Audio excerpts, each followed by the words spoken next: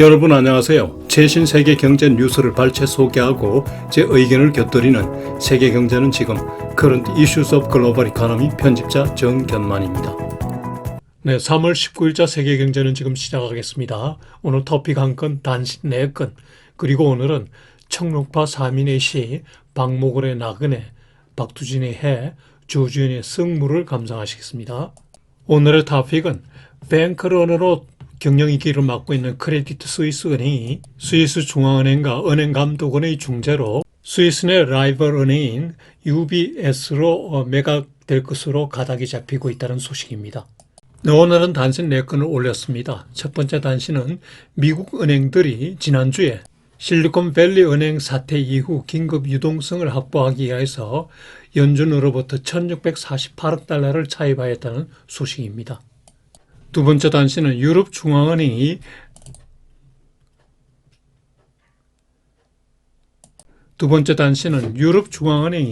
인플레이션을 차단하기 위하여 기준금리를 50bp 인상하였다는 소식인데요. 크레디트 스위스 은행의 뱅크런 사태 등 금융시장 혼란 속에 단행된 점이 특징이죠. 세 번째 단신은 중국 인민은행이 시중 유동성 공급으로 내수를 진작하기 위하여 지급 준비율을 25bp 인하했다는 소식입니다. 네 번째 단신은 다음 주 미국 금융시장 주요 이슈 및 일정입니다. 그리고 오늘은 청록파 사민의 시, 박모걸의 나그네, 박두진의 해, 조주연의 승무를 감상하시겠습니다. 네, 오늘의 토픽, Fail or Sale, What could be next for stricken Credit Suisse? CNBC 뉴스 보시죠. 네, 경영 위기를 맡고 있는 크레디트 스위스 은행이 스위스 내셔널 뱅크와 은행감독원의 중재로 스위스 내 라이벌 은행인 UBS로 매각될 것으로 가닥이 잡히고 있다는 소식입니다. UBS 은행은 크레디트 스위스 은행의 인베스트먼트 뱅크, 투자은행 부문, 그리고 웰스 매니지먼트 부분, 자산관리 부문 등 부분적으로 인수할 것으로 예상되고 있습니다. 최근 인수 주체로 거론되던 도이치뱅크하고 블랙락은 인수 의향을 부인하였습니다.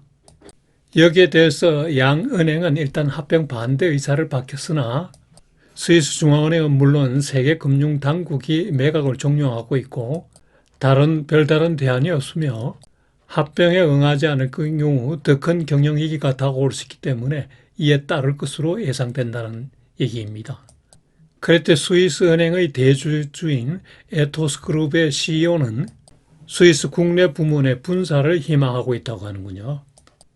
인베스트먼트 뱅킹 부문과 웰스 매니지먼트 부문을 단순 통합 합병할 경우에는 더 큰 시스템 리스크가 우려된다고 주장하는 거죠. 크레디트 스위스 은행 주가 동향을 보면요. 2년 전에 12 스위스 프랑에서 지난 주말에 1.797 스위스 프랑으로 떨어졌는데요. 85% 하락이죠. 오른쪽 주가 그래프를 보면은 주가 하락 과정에 많은 금융사고가 발생하였음을 알 수 있죠. 작년 2월부터 금융사고가 연속 발생해서 주가가 폭락하였는데요. 특히 최근 SVB 사태 이후 주가가 급락하였습니다. 지난주 수요일 저녁에 중앙은행이 540억 불 지원을 발표함으로써 그 다음날 목요일날 주가가 큰 폭 반등하였습니다마는 은행 건전성 우려가 또 제기됨에 따라서 금요일날 주가가 또 큰 폭으로 하락하였습니다. 그런데 금요일 저녁에 UBS로 매각 소식이 전해짐에 따라서 시간의 거래에서는 7%나 반등하였습니다. 크레디트 스위스 은행이 UBS로 매각 가능성이 높은 이유를 보면요. 첫째, 다 같은 스위스 내 은행이라는 거죠. 과거에는 1, 2위를 다투다가 몇 년 전부터 격차가 커졌죠. 현재 UBS의 시가총액은 600억 달러로 유럽 내 2위입니다. HSBC 다음이죠. 크레디트 스위스 은행의 시가총액은 이제 70억 불에 불과합니다. 그리고 스위스는 물론 주요국 중앙은행 감독기관들이 두 은행의 합병을 종용하고 있습니다. 크레디트 스위스 은행의 해외 법인이 많기 때문이죠. 그리고 한편 만약 인수합병이 실패할 경우에는 크레디트 스위스 은행의 주가는 추가 급락이 불가피하고 크레디트 디폴트 스왑은 그 가격이 더 올라가겠죠. 자금 조달이 또 어려지고, 그리고 주 은행들이 거래를 끊을 것입니다.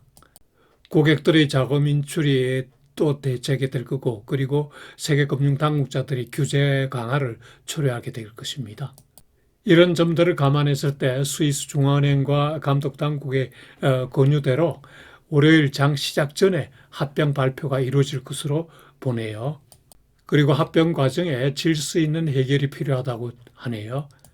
잘못되면 다른 은행에 컨테이전 리스크를 주게 되고 현 고금리 상황과 연계되면 더욱 위험해진다고 합니다.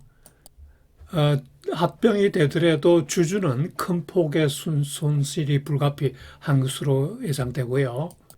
예금 보유자는 전액 지급 보장이 예상됩니다. 그러나 CS 채권 보유자의 경우에는 지급 보장이 불확실하다고 하네요. 그리고 여기서 한국 시간으로 오늘 오전에 나온 CS 인수 관련 최신 뉴스를 보면요. 인수주체 UBS 은행이 정부에 CS 인수 관련 비용 60억 불의 지급 보증을 요청하였다는 소식입니다. 지급 보증이 되면 인수를 하겠다는 의사표시로 받아들일 수 있죠. 네, 참고로 크레디트 스위스 사태 경과를 다른 자료에서 뽑아봤는데요. 시간 따실 때 한번 읽어보시기 바랍니다. 뱅크런은 작년 4분기부터 일어났습니다. 4분기에 1,190억 불이 유출되었네요. 그러다 최근 실리콘밸리 은행 사태 이후에 뱅크런이 더 많이 발생한 거죠. 작년 12월에는 40억 프랑 정자도 하기도 했습니다. 네, 여기서 2008년 세계 금융위기 그리고 최근에 크레디트 스위스 은행 사태 그리고 실리콘밸리 은행 사태 거기에 차이점에 대해서 한번 알아보죠. 2008년 세계 금융위기는 그 원인이 과도한 서브프라임 모기지 론 그리고 이를 기초자산으로 해서 만든 파생상품 CDO, Collateralized Debt Obligation 여기에 대한 투자은행들의 실패가 문제를 일으킨 거죠. 그 결과 그 모기지 론 회사 그리고 투자은행들이 파산을 많이 했죠. 그리고 구제금융을 통해서 많은 은행들이 회생하였고요.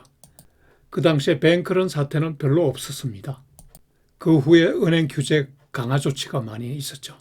한편 크레디트 스위스 사태를 보면 그 원인이 단연간 은행 자체 사고 등으로 영업이 부진하였다는 겁니다. 즉 시스템 리스크는 아니라는 거죠. 그리고 코로나 사태 이후에 불경기로 대출이 부진해지자 채권 투자를 많이 했던 게 문제가 된 거죠. 고금리 정책으로 채권 투자 손실이 확대된 겁니다. 은행 손실이 커지자 뱅크런이 일어난 겁니다. 그리고 실리콘밸리 은행 사태는 그 원인이 코로나 사태 이후 벤처 투자가 침체기를 맞았는데요. 벤처 기업과 테크 기업을 주 고객으로 하는 실리콘밸리 은행이 벤처 기업 환경 악화로 벤처 투자보다 채권 투자에 치중하게 되었고요. 고금리 정책 영향으로 채권 수익률이 올라가서 채권 투자의 손실이 많이 발생했죠. 그 손실이 감당할 수 없을 만큼 커지니까 뱅크런이 발생하였고요. CS 사태와 SVB 사태의 그 발생 원인을 따져보면 그 해결 방안을 간과할 수 있을 거라는 생각이 드네요. 네, 오늘 첫 번째 단신 미국 은행들이 연준으로부터 1,648억 달러를 전주에 차입하였다는 소식을 보시죠. 연준은 통상 은행들의 재할인 창구를 통해서 많이 여신을 하는데요. 이번에도 그쪽 부분이군요. 1,528억 5천만 불이 나갔습니다. 그런데 이 금액은 2008년 금융위기 당시에 1,110억 불보다 더 많은 금액입니다. 오른쪽 그 그래프는 연준의 그 재할인 창구 할인 대출 잔액 금액입니다. 그리고 연준은 이번에 신규 그 대출 퍼실리티를 또 하나 만들었다고 하네요. 비상대출로 해가지고 1,119억 불이 나갔습니다. 은행들은 SVB 사태 이후에 긴급 유동성을 확보한다는 차원에서 빌린 거죠. 이번 차입은 최근 11개 대형 은행이 SVB 사태와 관련해서 총 300억 불을 예치해 줄 것으로 이제 약속하였는데요. 재무부와 예금보험공사가 예금 전액 SBB 은행 예금 전액 지급 보장을 하겠다는 그 약속에 호응하는 거죠. 현행 예금자 보호 한도 25만 불 초과도 지급을 보장하기로 하였는데요. SBB 은행의 경우 25만 불 초과 예금이 90% 이상이라고 하네요. 그런데 이번에 패드가 유동성을 공급한 것은 작년 6월부터 추진해왔던 자산 감축, BS 축소, QT 정책에 역행하는 조치입니다. 실리콘밸리 은행 사태로 인해서 패드의 정책 방향이 일단 바뀐 거죠.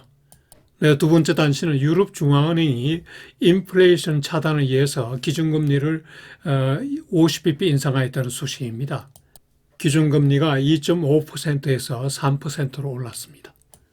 그리고 지난 2월 중에 유로존 물가는 전년 동기 대비 8.5% 상승으로 나왔는데요.